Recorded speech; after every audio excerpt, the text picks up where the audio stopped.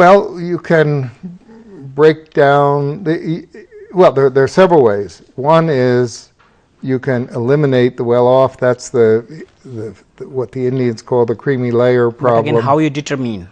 Well, that's a problem. In their case, the creamy layer has consisted mostly of of the children of people with high government positions, so their salaries are known and so on. But of course, one problem with eliminating those people is they may, because of the various advantages they've had, be the very best performers. They may be the people who would make good doctors and good engineers and civil servants and so on. So to the extent that your program has a representational aim to it, that you want people in positions of power and influence who have something in common with their poorer constituents, there may be still an argument for allowing this. And it's inevitable in a affirmative action program, most of them, if you're talking about government jobs or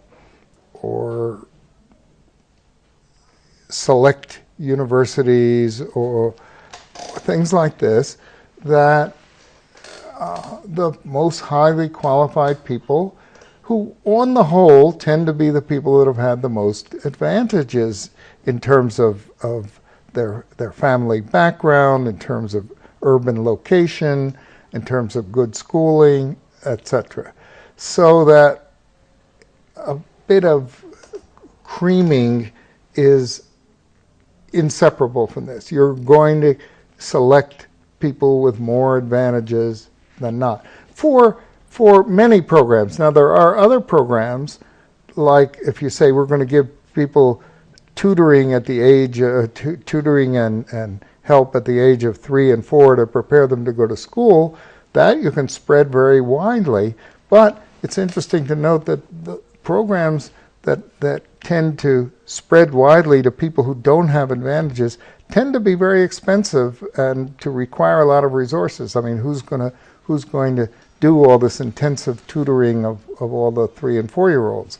So it's one of the paradoxes of affirmative action is that it's rather cheap to give what you may call high echelon benefits, to reserve some places for people who already have a lot of advantages, relatively have a lot of advantages. They may not have advantages if we compare them to the most privileged groups in society, but compared to, say, their own caste people who are much less well off.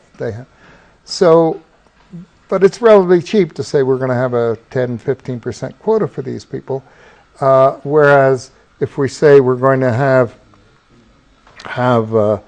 tutoring preschool tutoring for thousands of poor children, that's expensive and difficult to administer and so forth. So yes. So one of the consequences of this has been that when it comes to affirmative action programs,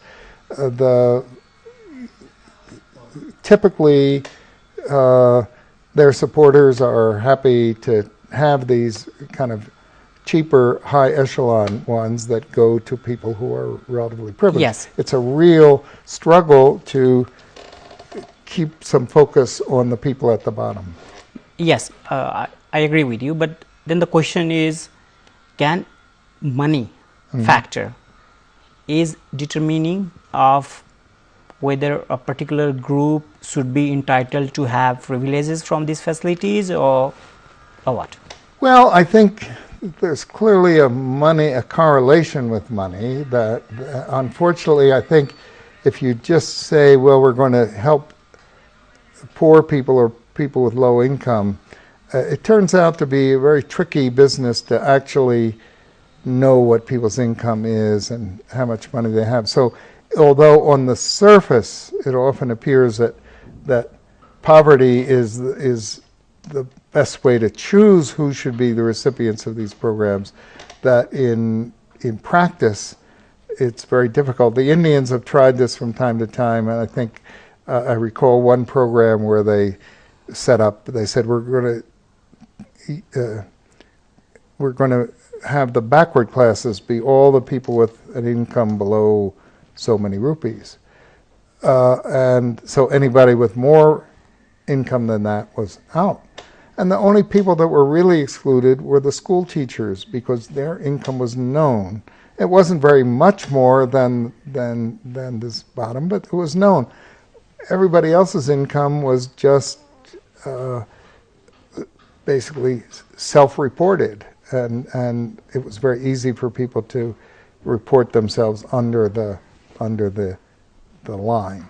So I'm a little distrustful of income tests in places where you don't really have a good system of records of what people's income are, and a tax system that Yes. Assesses it. So until you have that, it seems to me it's better to use some other way of identifying people. Yes. And caste can be convenient, although we know there's a great range of income and prosperity even within the same caste. Yes. Let me give you one example. More than 2 million Nepali youth from particular place, say from Tarai, they are migrating to Gulf countries. You know, and if you set up income as a basis of determining whether that group is eligible or not, then you come to know that they are earning at least 10,000 a month, which is quite good. But they spend their 5 years, 10 years in Gulf countries. They are out of the country. You know, their family income is increased, but they are not having social and economic, you know, status. So how does this contradict? Yeah. You know, whether like one, for example, Dalits, no matter how much they earn, you know, they still get discrimination from the society because of other norms. So if the income is the basis of, you know, deciding, does it fit in a Nepali context or in a context where?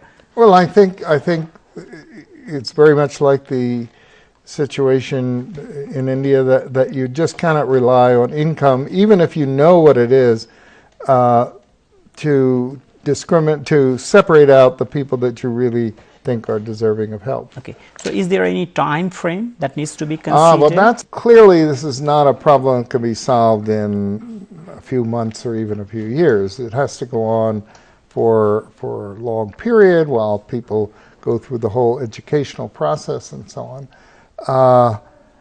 On the other hand, it seems to me there's no reason to make it never ending.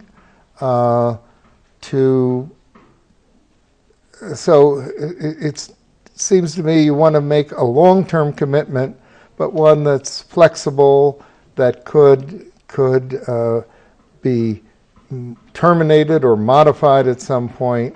And my own thought would be that it's not as good to say, well, this is going to be 20 years and then it's all over. But instead to say, now just what are we trying to accomplish, and try to devise some measure of accomplishment that will say, well, we've done this enough. You know, you can talk about, say, the spread of income between different groups, if that could be measured, say, on the census, and say when we get to a census where the bottom groups and the top groups are within a certain distance of one another, then we will stop this, or we will reduce the scope of it, and so forth. It doesn't have to all end at once. It could be on a declining basis, say, over several census periods. I think if you look at the Indian experience, where it is kind of open-ended, that they're having a problem with it kind of affirmative action expanding rather than contracting, even though they're undergoing a period of some great development and prosperity. But the affirmative action program seemed to sort of go off on its own and not really be keyed to the other developments in society? So, in a simple word, before making any policy or affirmative action, we need to have an assessment of a particular group. It's always good to know to where know you the are, status right. and where we are, and Yes. where we should start from. And based on that, we need to have a periodic review. Yes. And then we'll see, okay, if this progresses, Yeah. then let's think about terminating this. If it requires more time, let's think about expanding it. Terminating or contracting Yes. it. You may not want to get rid of it all at once. So finally, as you know, we have been discussing about having affirmative action in our new constitution. Is there any particular and practical suggestions from your side before we say, okay, we need an affirmative action, and okay, let's go?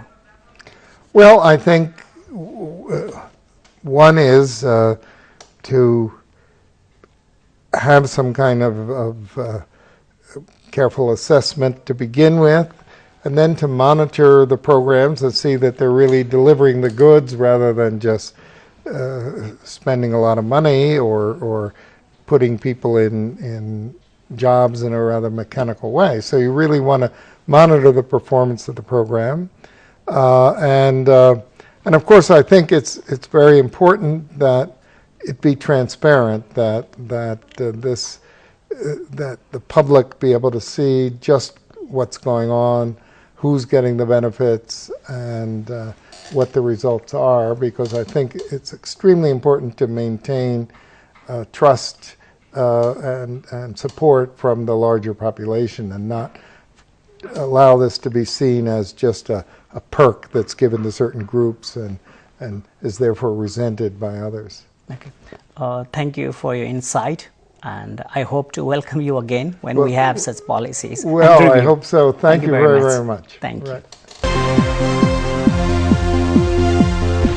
दर्शकवृन्द, आजको कार्यक्रम हामीले सकारात्मक विभेदको विषयमा केन्द्रित रहेर निर्माण गर्यौं। यो कार्यक्रम तपाईहरुलाई कस्तो लाग्यो? हामीलाई पत्रचार गर्न नभुल्नुहोला। हवस् त, आजलाई कार्यक्रम विकल्पबाट बिदा दिनुहोस्। नमस्कार, शुभरात्रि।